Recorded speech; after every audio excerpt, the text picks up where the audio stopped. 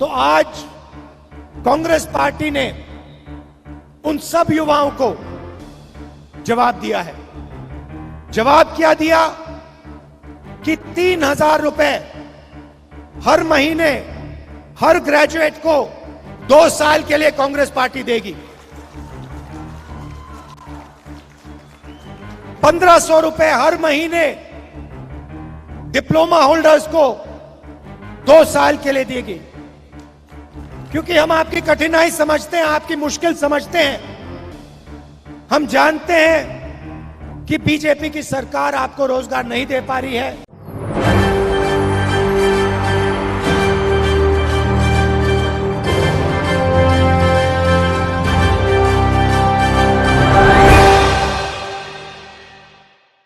चुनाव नजदीक आए नहीं कि कांग्रेस में कुर्सी का खेल शुरू हो गया और यही कुर्सी का खेल है जो कांग्रेस को लगातार लेकर डूब रहा है। नमस्कार, मैं हूं राहुल शर्मा, आप देख रहे हैं SPN9 न्यूज।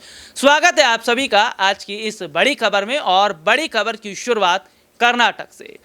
कर्नाटक चुनाव की तारीखों का ऐलान चुनाव आयोग कर चुका है और ऐसे में बीजेपी हो या फिर कांग्रेस पार्टी, दोनों पूरी तरीके से तैयारी करते नजर आ रहे हैं। हालांकि राहुल गांधी कुछ वक्त पहले कर्नाटक दौरे पर थे, जहां पर उन्होंने नौजवानों को लुभाने के लिए, इसके साथ ही गरीब जनता को लुभाने के लिए बहुत सारी ऐसी योजनाओं को लागू करने का ऐलान कर दिया। उनका कहना है कि सरकार अगर कर्नाटक में कांग्रेस की बनती है तो रोजगार के साथ साथ युवाओं को पेंशन भी दिया जाएगा।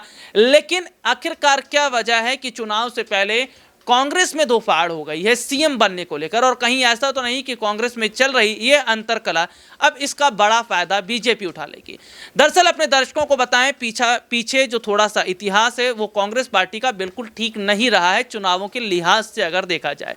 इसी कुर्सी की लड़ाई की वजह से पंजाब इनके हाथ से निकल जाता है, कैप्टन का इस्तीफा होता है, चन्नी को नई जिम्मेदारी मिलती है और उसके बाद देखने को ही मिलता है कि सिद्धू पूरी तरीके से रायता पंजाब में फैला देते हैं, जिसका बड़ा फायदा आम आदमी पार्टी उठा ले जाती है और सरकार बना ले जाती है।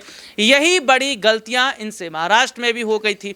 महाराष्ट्र में भी देखा जा रहा था कि शिवसेना और कांग्रेस के बीच में जो लगातार तल्खियां देखने को मिल रही थी, इसका फायदा बीजेपी उठा ले जाती है और शिंदे तमाम विधायकों को लेकर गुजरात पहुंचते और फिर बीजेपी की सरकार।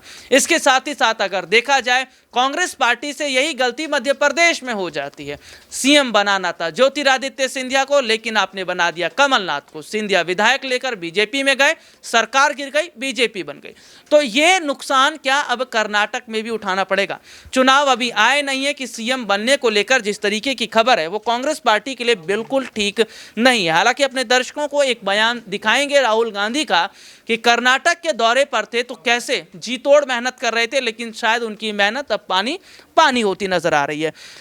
कर्नाटक में अगले महीने विधानसभा चुनाव होने वाले हैं। कर्नाटक में अभी सीएम कैंडिडेट का जो अनाउंसमेंट है वो नहीं किया गया है, लेकिन पूर्व सीएम और वर्तमान में नेता प्रतिपक्ष सिद्धारमैया की चाहत किसी से छुपी नहीं है। अब उनके बेटे और वरुणा से विधायक यतीन्द्र ने कहा कि वे अपने पिता को दोबारा सीएम बनता हुआ देखना चाहते।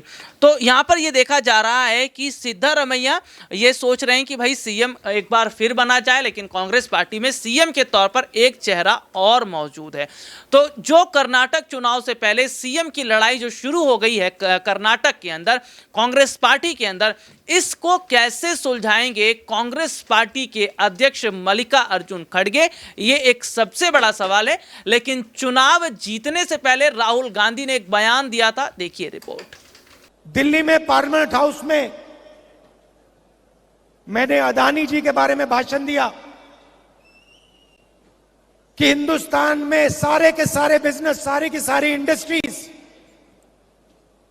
उनके हवाले की जा रही हैं, उनको दी जा रही हैं। चाहे वो एयरपोर्ट हो, पोर्ट्स हो, सड़कें हो,